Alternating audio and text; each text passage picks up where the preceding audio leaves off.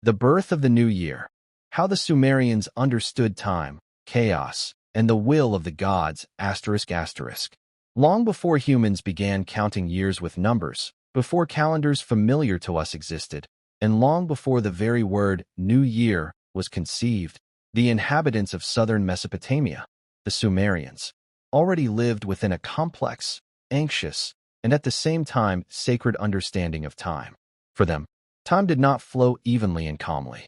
It could break, be reborn, or even be destroyed and created anew.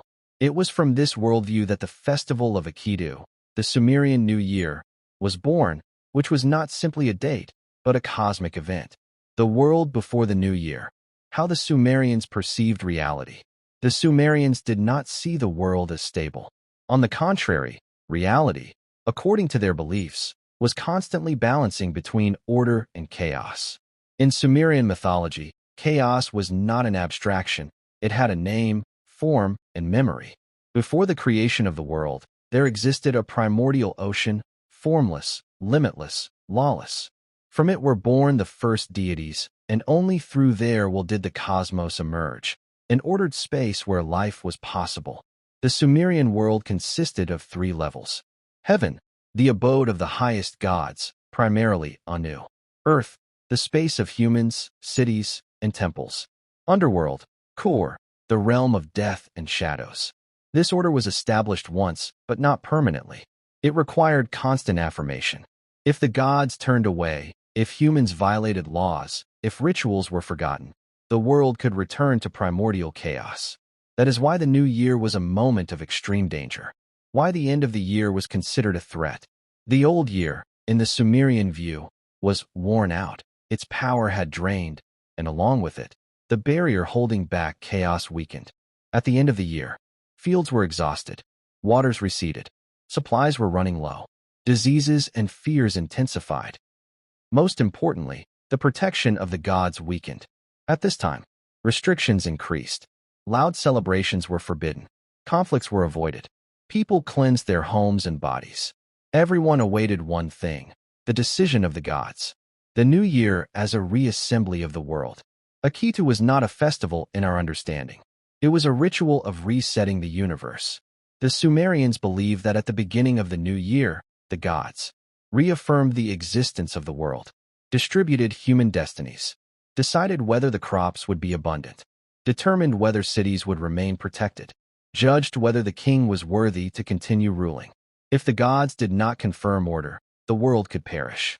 Thus, Akitu was not just a celebration, but a necessity for the survival of the world. Why the new year began in spring. The Sumerian New Year began in spring, when nature awoke, rivers overflowed, sowing began. Spring was not merely a season for the Sumerians. It was the return of life from non-existence. What had been dead began to breathe again. What had disappeared returned. This natural cycle was a direct reflection of the cosmic myth. Chaos, order, death, life, and new beginning. Akitu coincided with this moment because the gods acted through nature. The role of the gods at the beginning of the year. Each Sumerian city had its chief deity, but above all stood the higher powers. In the early Sumerian period, the central figure was Enlil, god of wind, authority, and destiny. He was believed to hold heaven and earth in place, establish laws, manage human destinies. The new year was the moment when Enlil and the council of gods gathered to review destinies, reaffirm cosmic order, punish or reward. Humans could not see this, but they believed. Every ritual on earth reflected the gods' decisions in the heavens. Humans in the face of eternity. For an ordinary Sumerian, the new year was a time of anxiety. No one knew. Would the family survive? Would there be food? Would the home endure? Would the city remain intact? Therefore, every person became part of the collective ritual, cleansing the body, praying, offering gifts, observing silence. Even children felt the tension. The atmosphere of the city changed. Why the world could not exist without Akitu. The Sumerians believed that if Akitu were not properly performed, the consequences would be catastrophic. Crop failure, disease, war, all were seen as signs that the ritual had been violated. Therefore, priests prepared for months. Texts were memorized verbatim. Mistakes were considered fatal. Akitu was not a tradition. It was a requirement for the survival of the world. Waiting for the judgment of the gods. How the Sumerians prepared for the new year ***. Preparation for Akitu began long before the first day of the new year was proclaimed by the priests. For the Sumerians, this was a time when the very breath of the city changed. Everyday life gradually gave way to anxious, almost oppressive anticipation. Everyone knew, even if unspoken, the moment was approaching when the gods would decide the fate of the world, and humans would stand before them unprotected. The last days of the old year. The end of the year in Sumerian consciousness was a time of decline. The old year was spent, its strength drained, and with it, the boundary holding back chaos weakened. In these days, illnesses became more frequent. Accidents occurred more often. Fears intensified. People believed that demons and evil spirits sensed the weakening of time and approached the cities. Thus, the last days of the old year were marked by strict restrictions. Noisy celebrations were prohibited. Marriages and business deals were postponed. Oaths and important decisions were avoided. Priestly oversight increased. This was a time of caution, almost of mourning. Cleansing as the basis of preparation. The central element of preparing for Akitu was cleansing, ritual, physical, and spiritual. The Sumerians believed that dirt, disease, misfortune, and sins accumulated over the year and had to be removed. Otherwise, the gods would turn away. Cleansing occurred on multiple levels. Cleansing the city. The city was seen as a living being. If it was defiled, the gods might abandon it. Before Akitu, streets were cleaned. Markets were tidied. Damaged houses were repaired. Refuse was removed beyond the city walls. Special attention was paid to city gates, believed to be entry points for the forces of chaos. Cleansing the temples. Temples were the center of the world. If the temple was impure, the world was unstable. Priests washed walls with sacred water, purified rooms with incense, renewed sacrificial altars, inspected statues of the gods for damage. Even a small crack in a statue was interpreted as a bad omen. Cleansing the people. Every person had to prepare themselves. Ritual bathing, changing clothes, abstaining from indulgences, observing silence. Cleansing was especially strict for priests, temple servants, the king. Confession before the gods. Unlike modern notions, the Sumerians did not see themselves as inherently free. Sin was not a moral category, but a violation of cosmic order. Before Akitu, people confessed their mistakes, offered propitiatory sacrifices, recited special prayers. Texts of these prayers have reached us. In them, people often said, "My sin I do not know, my guilt is hidden from me." The Sumerians believed a person could violate divine law even unknowingly. The role of priests in preparation. During this period, priests became the central figures of the city.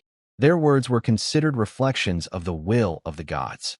They determined the exact date of Akitu, enforced adherence to restrictions, conducted cleansing rituals, interpreted omens. Any unusual event, a strange dream, the fall of a bird, the odd behavior of animals, was carefully interpreted. The king's preparation, humiliation before the gods. A special place in preparation was reserved for the king. Despite his authority, before the gods he was just a mortal. Before Akitu, the king renounced luxury, wore simple garments, followed strict cleansing rituals, prepared for public humiliation. The Sumerians believed, if the king was proud, the world would collapse. Only humility could preserve order. Silence before the beginning. As the first day of Akitu approached, the city seemed to hold its breath. Streets grew quieter, conversations shorter. People avoided unnecessary words, believing every word might be heard by the gods. The night before the festival was considered especially dangerous. It was believed that during this night, spirits roamed freely. Destinies fluctuated. Decisions were not yet made. People lit lamps, recited prayers, and awaited dawn. The threshold between old and new. The first day of Akitu was not a celebration, but a threshold. The old year was dead. The new had not yet been born. This in-between state created both fear and hope, which is why preparation was so long and strict. Without it, Akitu had no power. When the gods leave the temples, the first days of Akitu and the breath of a living city ***. With the first rays of the sun illuminating the walls of the Sumerian city, The time everyone had awaited and feared for a year began. Akitu came into effect. This was the moment when the normal order of life officially ceased, and the city entered a special state, a state of ritual time. From this moment, every step, every sound, every action mattered not only to humans, but also to the gods. The city on the first day of Akitu. On the first day of the new year, the city looked different. Not because it was decorated. On the contrary, its external restraint emphasized inner tension. The streets were cleaned, markets nearly empty, workshops closed. People went out not to work, but to bear witness, to be part of what was happening. The Sumerians believed that if a person did not participate in Akitu, they would fall outside the new year, losing the protection of the gods. Therefore, families gathered together. Children stayed close to parents. Elders recited prayers. Foreigners were under special supervision. The city lived as a single organism, the beginning of sacred time. The first day of Akitu did not begin with celebration. It began with silent expectation. Priests announced the start of the new year not with loud cries, but with solemn formulas, spoken almost as incantations. From this moment, ordinary laws of time ceased to apply. Work was prohibited. Personal affairs were postponed. All life was subordinated to ritual. Akitu was a time for the gods, not humans. The procession of the gods' statues. One of the most significant and tense moments of the first days of Akitu was the removal of the gods' statues from the temples. For the Sumerians, a statue was not a symbol. It was the real body of the deity on earth. When the priests opened the sanctuary doors and carried the statue outside, people bowed their heads. Conversations ceased. Even children were silent. It was believed that, at this moment, the god left their usual place, and the city was unprotected. The statues were placed on special platforms and, accompanied by priests, taken outside the main temple. Processions through the city. Processions moved slowly and solemnly along predetermined routes that symbolically connected the temple, the palace, the city gates, sacred spaces. Each section of the route had meaning. It was believed that the god inspected the city, noting damages, seeing sins, assessing the loyalty of the people. The populace followed at a distance. Approaching the statue without permission was considered deadly. Fear during the god's absence. While the statue was outside the temple, the city was considered vulnerable. The Sumerians believed that during this time, demons could enter the city. Diseases became active. Destinies were unstable. Therefore, in the first days of Akitu, protective rituals were intensified. Priests recited safeguarding incantations. People wore amulets. Additional lamps were lit. Even the night felt different. The darkness seemed heavier than usual. The role of priests in the processions. Priests acted as intermediaries between the human and divine worlds. During Akitu, their responsibilities reached their peak. They carried the statues, recited ancient texts, ensured rituals were precise, controlled the crowd. A mistake by a priest could be interpreted as a bad omen for the entire city. Myths coming to life in the streets. During the processions, mythological texts were read. They were not merely stories, they were reenacted. When a priest recited passages about the gods' battle with chaos, it was believed that this battle was happening again, here and now. The city became a stage for a cosmic drama. Early omens of the new year. In the first days, priests carefully observed signs. Animal behavior, wind direction, the king's dreams, random events. If a bird crossed the procession path, it was interpreted. A child cried, it was noted. A lamp went out, it caused alarm. Nothing was considered accidental. The people's personal experience. For ordinary citizens, the first days of Akitu were a time of inner tension. They prayed for their families, asked for protection, made vows. Many whispered the names of the gods, fearing to err. A wrong name could bring misfortune. The city between two worlds. While Akitu continued, the city existed between past and future. The old year no longer had power, but the new had not yet been established. This is why the first days were the most anxious. The Sumerians believed that if the gods saw insufficient faith or a violated ritual, the new year might not truly begin. Judgment of the king. Humiliation of power and the decision of the world's fate ****. Among all the events of Akitu, this stage was considered the most dangerous and decisive. If the first days of the new year filled the city with anxiety, the middle of the festival transformed that anxiety into open anticipation. The judgment, however, was not over the people or the city. The judgment was over the king, the person through whom, according to Sumerian belief, the gods maintained order between heaven and earth.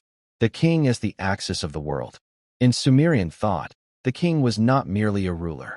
He was the representative of the gods, the guarantor of cosmic order, a living link between the worlds. As long as the king remained in the gods' favor, the world remained stable. But if the king lost their favor, everything collapsed: crops, cities, human destinies. Therefore, the new year required a verification of the king, deprivation of power before the gods. On one of the central days of Akitu, the king was brought to the main temple, but he entered not as a ruler. Before entering, his crown was removed. Symbols of power were taken away. His weapons were left behind. The king became an ordinary human. The Sumerians believed the gods could not tolerate pride. If the king entered as an equal, the world would perish. The ritual of humiliation. Inside the temple, the chief priest performed actions that shook even hardened warriors. He loudly accused the king, enumerated possible sins, reminded him of the people's suffering. The king had to remain silent, bow his head, acknowledge his dependence on the gods.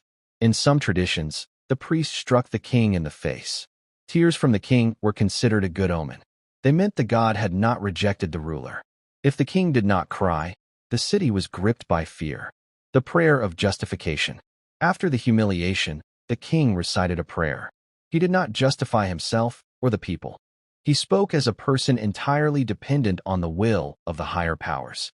In this prayer he asked to preserve the city, to protect the fields, to sustain order, to allow him to continue ruling. It was believed that at this moment the gods listened particularly attentively. The decision of the gods. The Sumerians believed that it was during these days that a council of gods convened in heaven. They discussed destinies, reviewed the laws, decided who was worthy to live. The decision was not announced aloud. Priests interpreted it through omens. If the ritual was performed without errors, no adverse events occurred. The king showed humility. It meant the gods had accepted him. Restoration of power. If omens were favorable, a reverse ritual was performed. The king received back his crown, was handed the scepter, had his status reaffirmed. Now his authority was considered renewed, granted anew by the gods. The people as witnesses of judgment. Ordinary people did not witness the humiliation, but they knew about it. The city was tense and silent. No one knew the outcome until signs appeared. When it became clear that the king was forgiven, people sighed with relief. The first cautious joys began. Faith was strengthened. If the omens were bad, fear persisted. The king's judgment as the world's judgment. For the Sumerians, the fate of the king and the fate of the world were inseparable. If the king was rejected, the world was unstable. If the king was accepted, order was preserved. This ritual was the heart of Akitu. It was not theater or symbolism. It was a real risk on which the lives of thousands depended. Restoration of order. How the gods confirmed the world in the birth of the new year ****.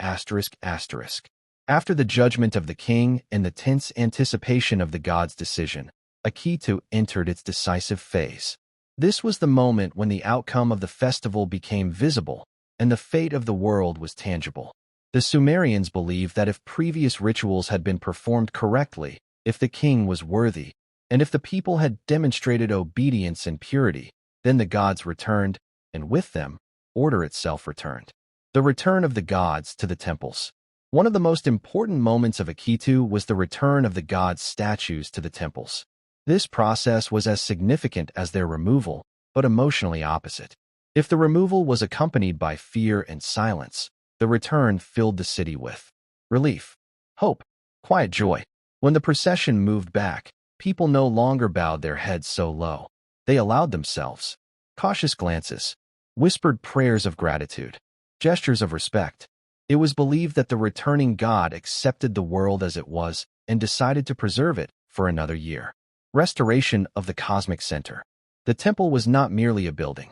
It was the axis of the world, the point where heaven touched earth.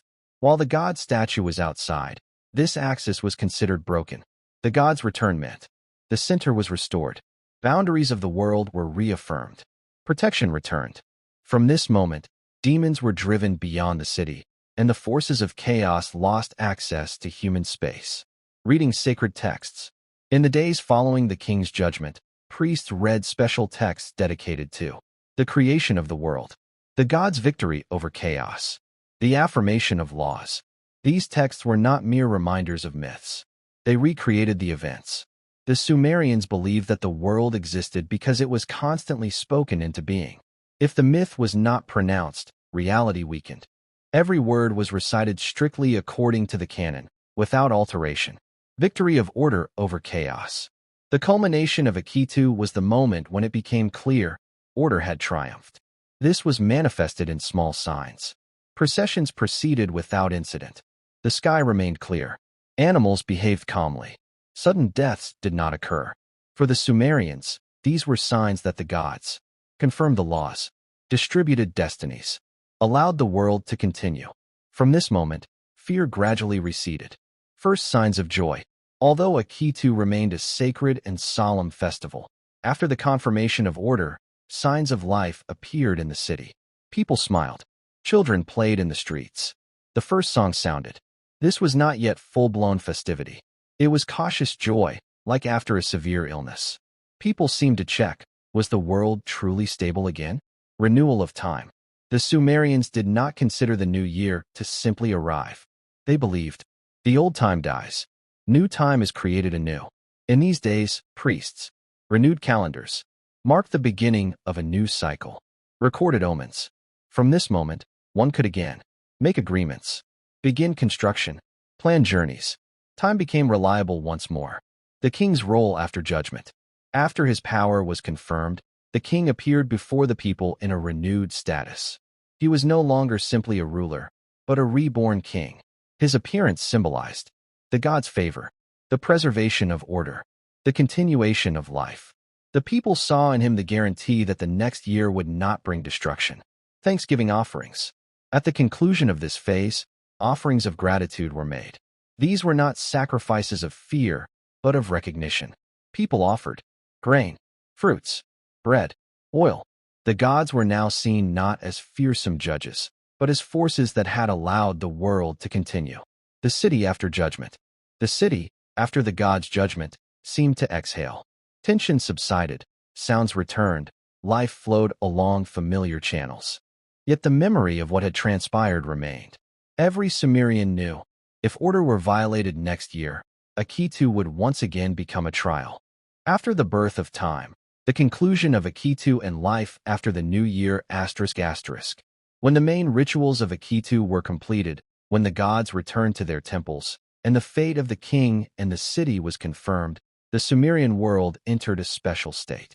This was no longer a time of judgment, but it was also not ordinary life. The new year existed, but it had to be consolidated, established in everyday life, woven into the destinies of people, houses, and fields. The Sumerians believed that if, in these concluding days, the order was not properly grounded in the human world, it would remain fragile. Closing the sacred time. Akitu lasted many days, and each had its significance. But the conclusion of the festival was no less important than its beginning. Priests declared, the end of the special ritual time, the restoration of the ordinary course of days, the return to daily duties. This declaration was not a joyful shout. It sounded like the affirmation of law. The world once again obeyed established rules, not the immediate will of the gods. It was believed that from this moment, boundaries between worlds were closed, demons retreated, destinies were fixed. Final rituals of consolidation. Before Akitu officially ended, special rituals were performed to cement the gods' decisions.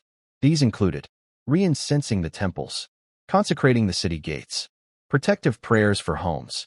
Particular attention was paid to boundaries. The Sumerians believed that boundaries were the most vulnerable points. Restrained celebration. After the strict part of Akitu ended, the city allowed itself some celebration, but it differed from ordinary public festivities. This was joy, without excess, without loudness, without losing measure. The Sumerians believed that excessive revelry could again attract chaos. Celebration was expressed in shared meals, family gatherings, recounting the events of the festival, songs of gratitude to the gods, the new year in the life of ordinary people. For an ordinary Sumerian, the new year meant very concrete changes. After Akitu, field work began. Contracts were signed.